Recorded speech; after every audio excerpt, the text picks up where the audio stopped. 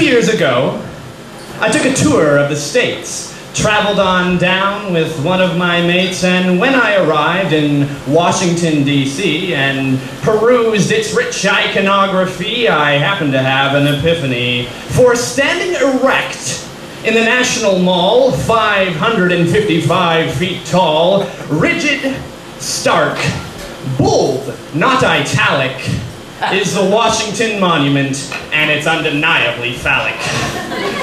And I know that word phallic gets used quite a lot by Psych 101 pretentious hotshots who take women's rights to impress the chicks, read a chapter of Freud, proclaim everything dicks. But me, I can't see an obelisk that oblong as anything less than a straight-up stone schlong.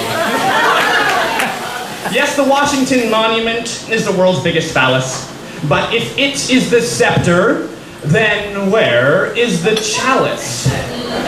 To lay it in layman, let me plainly say, if this is the Pinot, where's the vajayjay? This I wondered as I wandered and found the White House. Could it be the stone boner's spouse? But the stately manner where the president's rules was more rotund than the rotunda by the reflecting pool. And in keeping with genitalia as medieval regalia, I dubbed the two as the family jewels. I found the Pentagon next. Its shape almost fit, but it didn't seem right to dub it a clit, given its propensity to propagate utter bullshit. So apropos bovine scatophilic notoriety, I dubbed it a sphincter of the anal variety.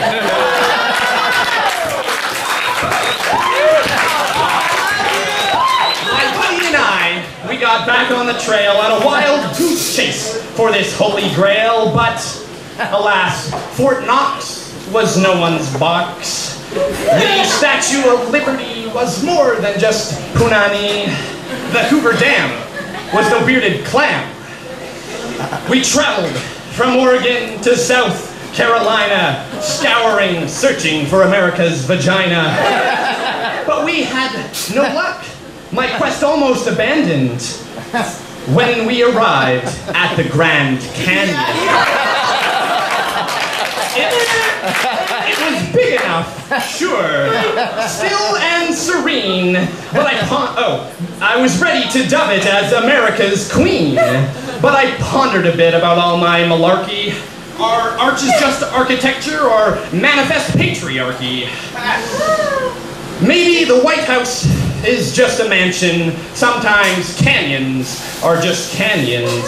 So when the Rangers were gone and I was alone, I sat by its side and tossed in some stones.